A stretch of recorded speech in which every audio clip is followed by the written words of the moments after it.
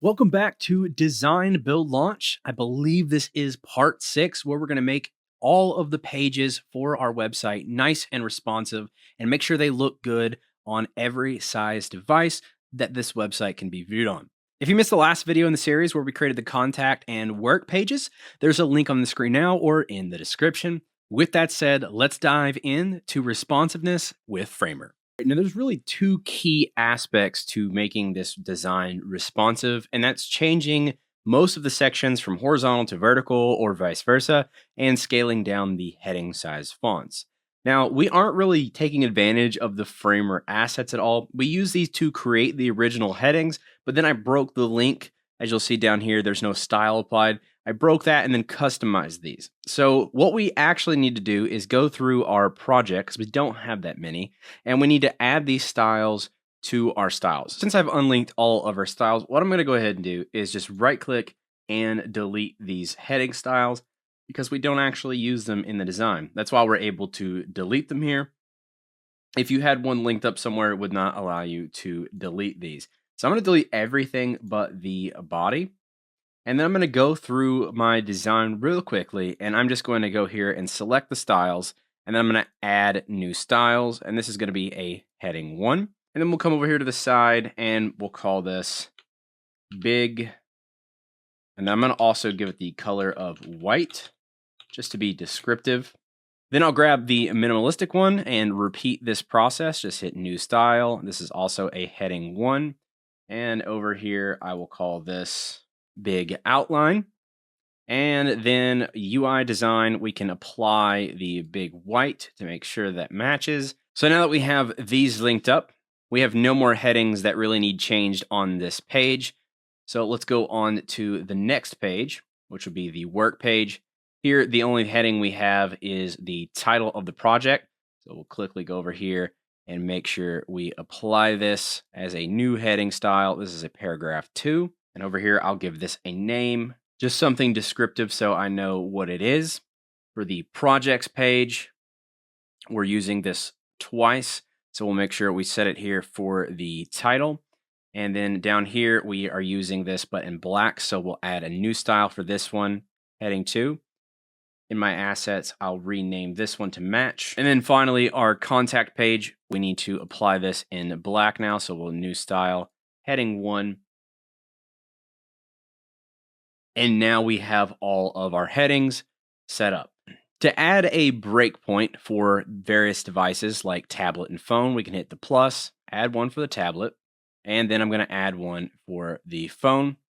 What we can do is we can go to our assets, and let's first do it with this text, which I've called big and then white. So we'll select this, and we'll hit add breakpoints. And you'll notice the text change immediately. So it is automatically scaling our text down for a medium size, which is the tablet, and a small size, which is the mobile.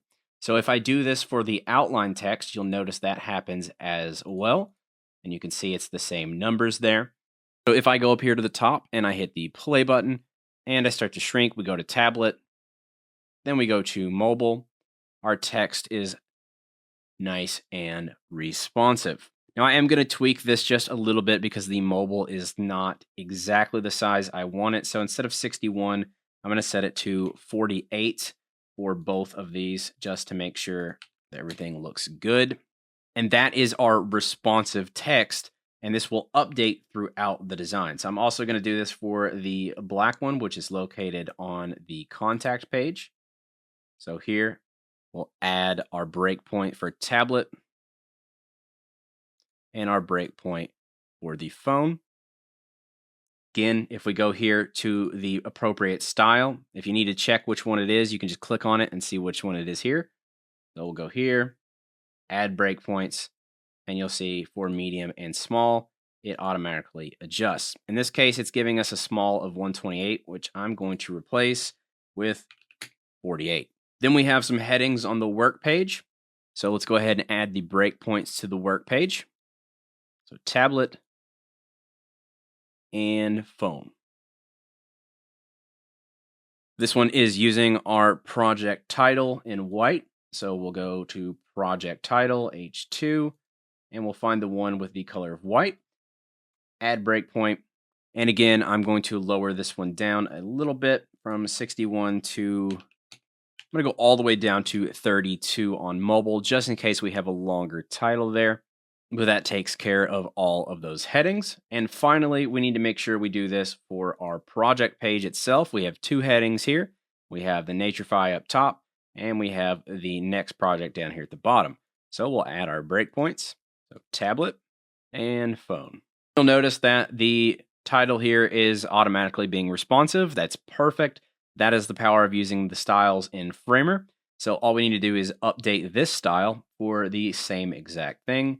So we'll go add breakpoints, and I'm just going to make sure these are exactly the same, 77 and 32. 77, and this one will make 32, just to be safe with the size. And that's our first step done. That is our headings. Now, of course, multiple sections across this are not looking the greatest, so we'll fix those now.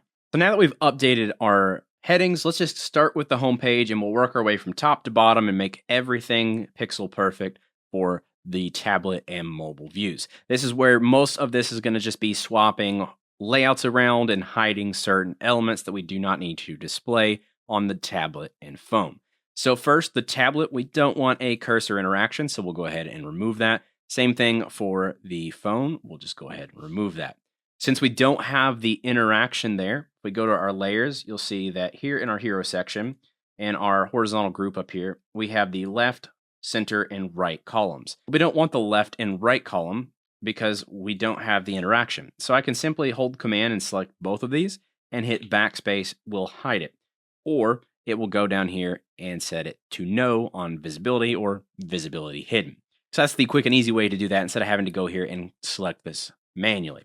So that looks good for tablet. Let's take a look at this section on phone. We need to do the same thing. So for the left and right, we'll hit backspace or delete on that, and that will hide these. Now for our footer down here at the bottom, I'm going to hide the left and right on mobile. So we'll hide those. And what we're going to do is we have 32 padding throughout most of our sections throughout the design. That's fine for tablet, but on mobile, we're going to shrink that down a little bit because we have limited real estate for the screen. So we're going to shrink this down to 16. So we'll move that over 16 and 16. And we don't have any more padding here, but for this, we'll go ahead and lower that down to 16 to match. For this next section, what I'm going to do is go ahead and delete the spacers in both of these interactions, since we're not going to have this interaction on a mobile or tablet. We don't need those. This is just always going to stay in its default state.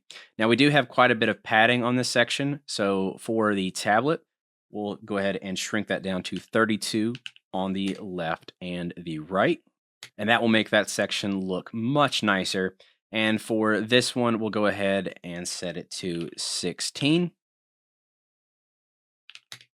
on the sides. And this text is a little big. So what I'll do is double click to edit the component. And I'm just going to select it and add a fourth variant, which we will call mobile.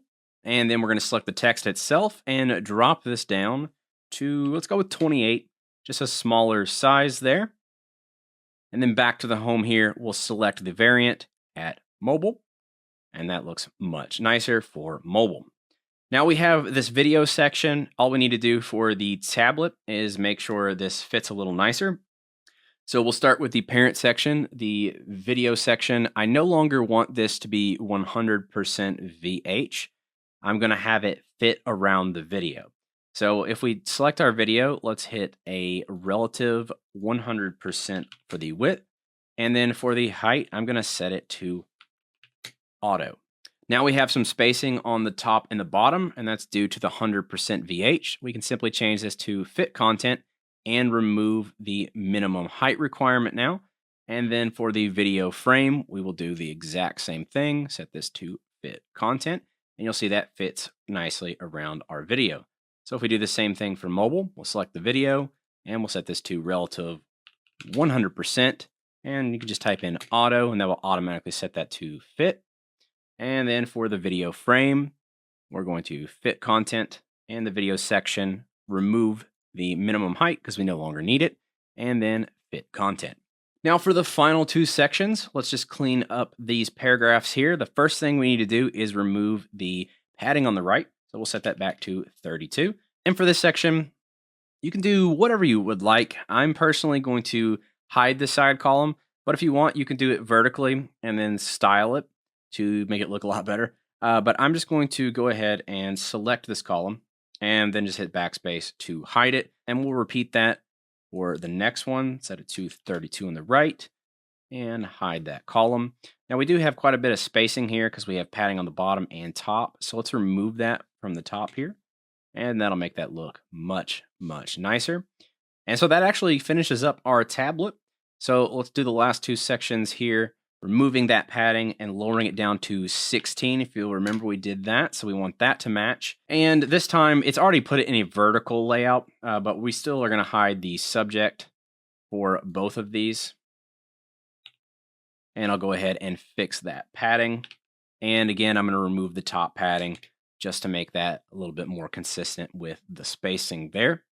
Now for the work itself, I'm just going to hide that interaction completely. And we still have the parent stack here. So if I just hit text, type in some text, it's automatically going to center it here on the screen. And we applied our link to the stack or the parent itself as well. So we still have our link on this as well. So we can just type in "let's work together," and this remains a button since it's inside of this link container. So that pretty much does it here for the home page. If you want to take a look at it, you can play around with it and you can scroll through and see how everything changes. Looks good. We do have this interaction still on the video, so we can remove that just by selecting the video and removing that cursor overlay. Perfect. Moving on to the work page, we already have our heading scaling, so all we need to do is update the layout. So I'm just going to select the stack here that we have the image on the left and a bit of text here on the right, and I'm going to swap that to vertical. Already looks a little bit better. Now down here we have another stack. We can swap this one to horizontal, and what I want to do is also change this from 0.4 fraction to 1 fraction, which is going to fill in this width. Then for this one, let's go ahead and align that on the right, and that'll get some space in between these.